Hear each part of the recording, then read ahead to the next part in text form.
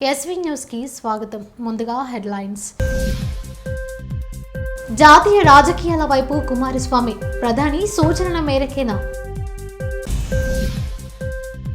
తీవ్ర కరువులో ఉన్నాం, నిధులు మంజూరు చేయండి సార్, కేంద్ర హోంమంత్రికి సీఎం వినతి. విద్యుత్పై జ్యుడిషియల్ విచారణకు సీఎం రేవంత్ ఆదేశం.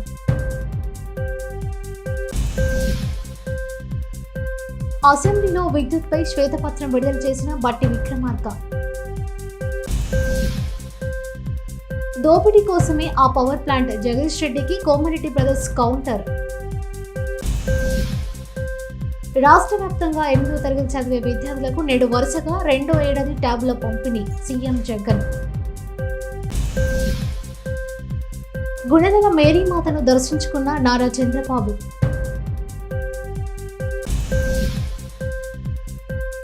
విద్యార్థులతో కలిసి క్లాస్ రూమ్లో జగన్ డిజిటల్ పాఠాలు విన్న సీఎం.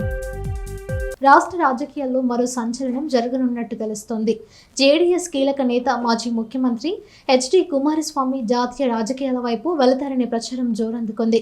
బీజేపీ, జేడీఎస్ పార్టీల మధ్య పొత్తు కుదిరిన తరుణంలో కుమారస్వామిని రాష్ట్ర రాజకీయాల నుంచి జాతీయ రాజకీయాల వైపు రప్పించుకోవాలని బీజేపీ అధిష్టానం భావిస్తున్నట్టు తెలుస్తోంది. ఇప్పటికే ప్రధానమంత్రి నరేంద్ర మోదీ ఈ మేరకు సూచించినట్టు సమాచారం. కుమారస్వామిని జాతీయ రాజకీయాల్లోకి తీసుకోవడం ద్వారా రాష్ట్రానికి చెందిన బీజేపీ వర్గీయులతో విభేదాలు ఉండవని భావించినట్టు తెలుస్తోంది. జేడీఎస్లో సీనియర్ నేతగానే కాకుండా రాజకీయాల్లో పట్టుకలిగిన ఉన్నారు. ఆయనకు లోక్సభ ఎన్నికల్లో పోటీ చేయించి కేంద్ర మంత్రిగా అవకాశం కల్పించడం ద్వారా జేడీఎస్తో సుదీర్ఘ పొత్తు కొనసాగించవచ్చునని భావిస్తున్నట్టు తెలుస్తుంది. ఇప్పటికే బీజేపీ ఢిల్లీ నేతల నుంచి కుమారస్వామికి సందేశం వచ్చినట్టు తెలుస్తోంది. రాష్ట్రంలో తీవ్రమైన కరువు నెలకొందని, వెంటనే సాయం చేయాలని కేంద్ర హోంశాఖ మంత్రి అమిత్ షా ముఖ్యమంత్రి సిద్ధరామయ్య విన్నవించారు. ఢిల్లీ పర్యటనలో ఉన్న సీఎం బుధవారం అమిత్ షాను కలిసి రాష్ట్రంలో కరువు పరిస్థితిని ఇప్పటికే నివేదిక రూపంలో సమర్పించారని, ప్రధానమంత్రి నరేంద్ర మోదీతోనూ చర్చలు జరిపిన విషయాన్ని వివరించారు. కేంద్ర కరువు అధ్యయన బృందాలు పరిశీలించామని, రాష్ట్రంలోని 236 తాలూకాల్లో ఏకంగా 223 తాలూకాలు కరువు ప్రాంతాలుగా ప్రకటించామని వివరించారు. గతంలో ఎన్నడలేని విధంగా కరువు తాండవిస్తోందని, త్రాగునీటికి సమస్య నెలకొందని, ఉపాధి పనులు, పశుగ్రాసం కూడా క్లిష్టంగా మారిందని తెలిపారు. 48.19 లక్షల హెక్టార్లో పంట నష్టం వాటిల్లినట్టు వివరించారు. జాతీయ విపత్తుల నిధి కింద 18,177.40 కోట్ల గ్రాంట్ విడుదల చేయాలని కోరారు. ఇందులో 4,663.11 కోట్ల ఇన్పుట్ సబ్సిడీ, 12,577.86 కోట్ల అత్యవసర పరిహారం, 566.78 కోట్ల త్రాగునీటికి, 363.68 కోట్ల పశుగ్రాసం, పశు సంపద రక్షణకు విడుదల చేయాలని విన్నవించారు. రాష్ట్ర వ్యాప్తంగా 8వ తరగతి చదివే విద్యార్థులకు నేడు వరుసగా 2వ ఏడాది ట్యాబ్ల పంపిణీ. అల్లూరి సీతారామరాజు జిల్లా చింతపల్లి ప్రభుత్వ పాఠశాల విద్యార్థులతో సీఎం వైఎస్ జగన్ ముచ్చటించారు. అల్లూరి సీతారామరాజు జిల్లా పర్యటనలో భాగంగా ముఖ్యమంత్రి జగన్ విద్యార్థులతో ముఖాముఖిలో పాల్గొన్నారు. చింతపల్లి గిరిజన బాలుడ ఆశ్రమ పాఠశాలలో విద్యార్థులతో కలిసి డిజిటల్ క్లాసులు విన్నారు. అనంతరం చింతపల్లి డిగ్రీ కళాశాలలో ఏర్పాటు చేసిన బహిరంగ సభలో పాల్గొని విద్యార్థులకు ట్యాబులు పంపిణీ చేశారు.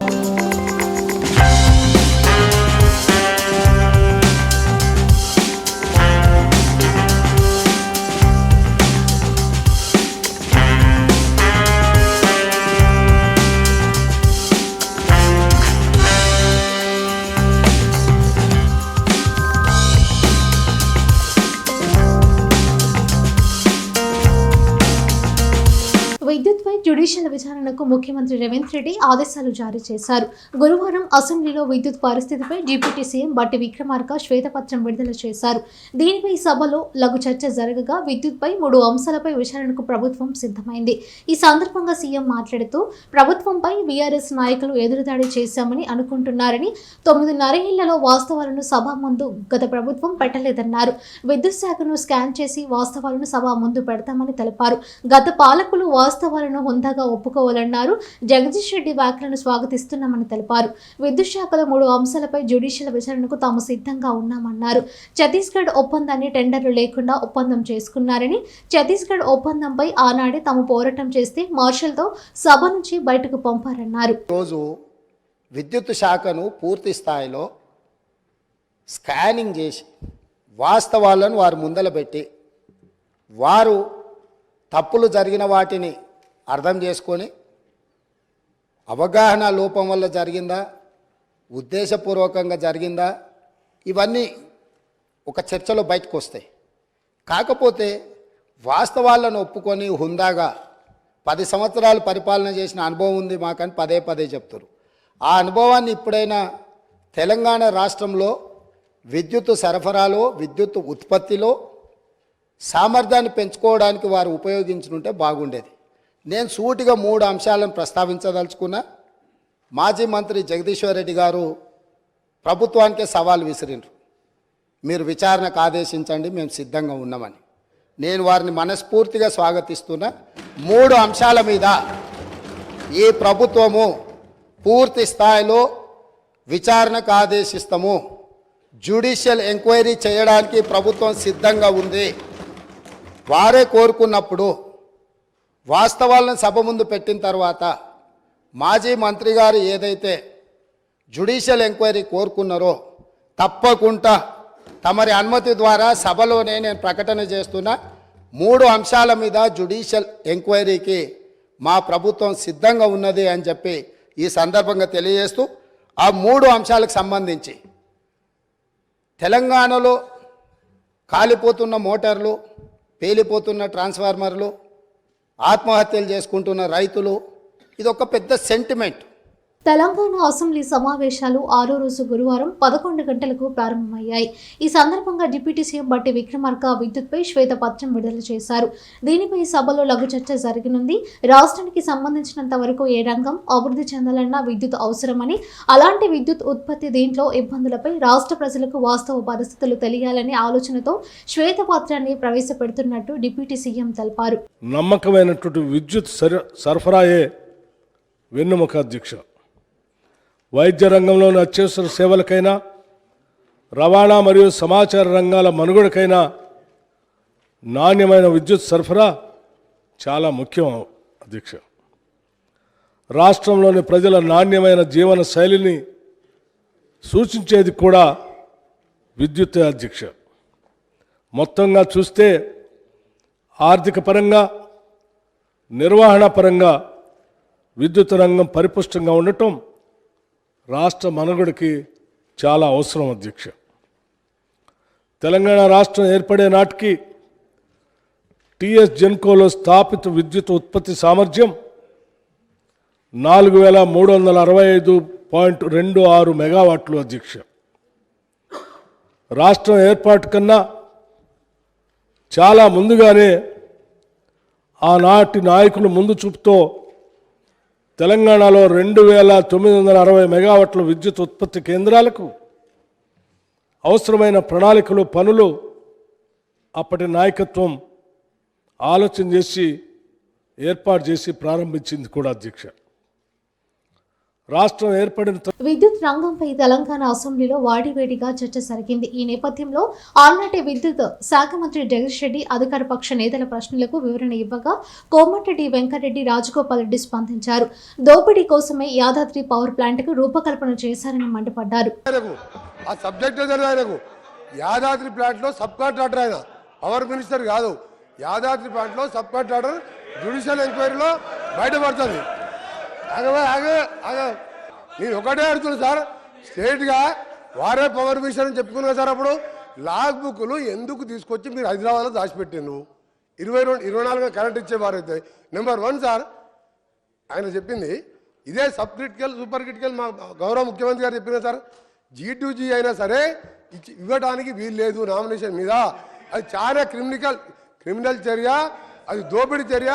దాని మీద జ్యుడిషియల్ ఎంక్వైరీలో ముఖ్యమంత్రి గారు ముందుకొచ్చి నిష్పక్షపాతంగా ఎంక్వైరీ చేస్తామని చెప్పిండ్రు. మీరు చేసిన తప్పుల తడక ఏదైతే ఉందో తప్పకుండా బయటికి ప్రభుత్వం తీస్తుంది. అధ్యక్ష, వీళ్ళని చూస్తే నాకు ఒక విధంగా బాధ అనిపిస్తుంది అధ్యక్ష.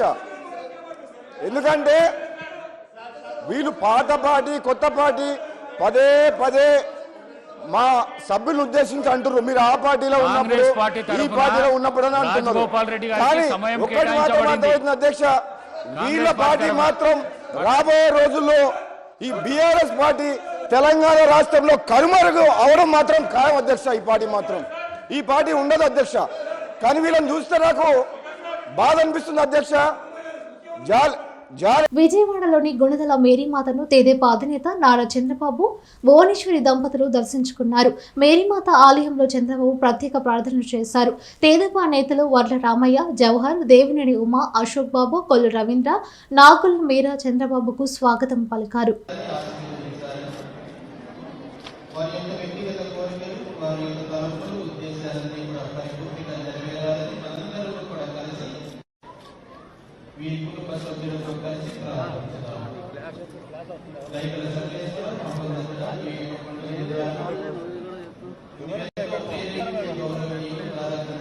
డౌన్ చేయి.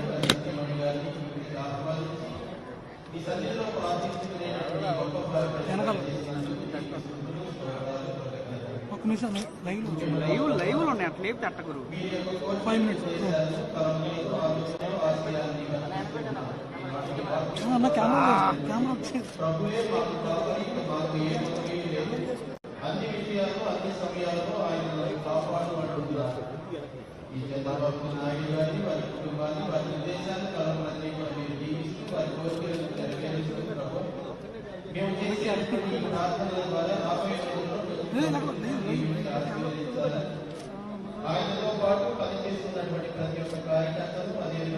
దిగితే బాగుంటుంది బ్రో. దిగు బ్రో.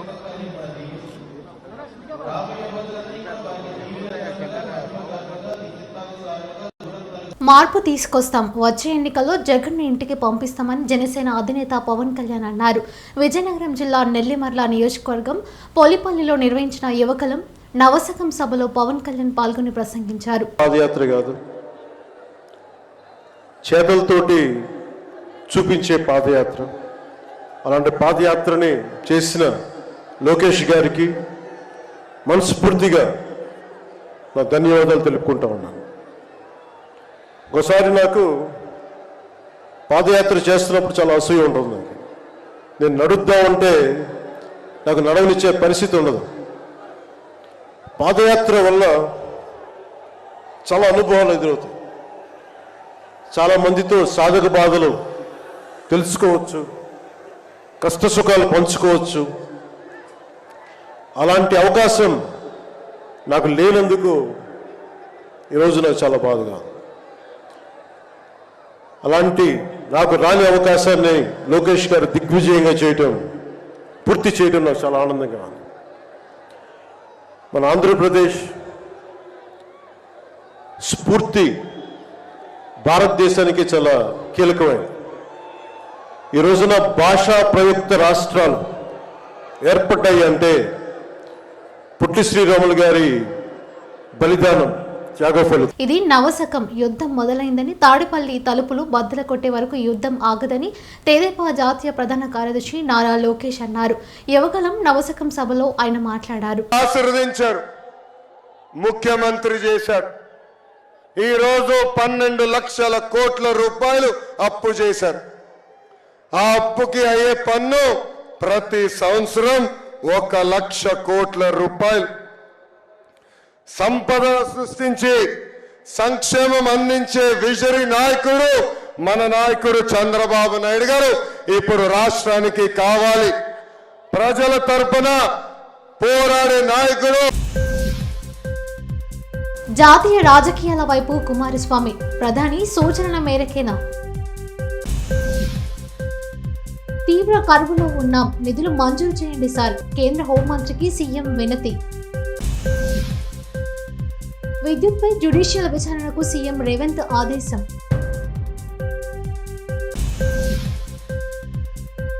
అసెంబ్లీలో విద్యుత్పై శ్వేతపత్రం విడుదల చేసిన బట్టి విక్రమార్క. దోపిడీ కోసమే ఆ పవర్ ప్లాంట్, జగదీష్ రెడ్డికి కోమరెడ్డి బ్రదర్స్ కౌంటర్. రాష్ట్ర వ్యాప్తంగా 8వ తరగతి చదివే విద్యార్థులకు నేడు వరుసగా 2వ ఏడాది ట్యాబ్ల పంపిణీ, సీఎం జగన్. గుణదల మేరీమాతను దర్శించుకున్న నారా చంద్రబాబు.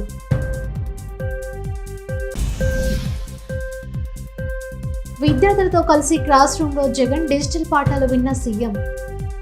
ఇవి బులెటిన్ విశేషాలు. చూస్తూనే ఉండండి ఎస్వీ న్యూస్.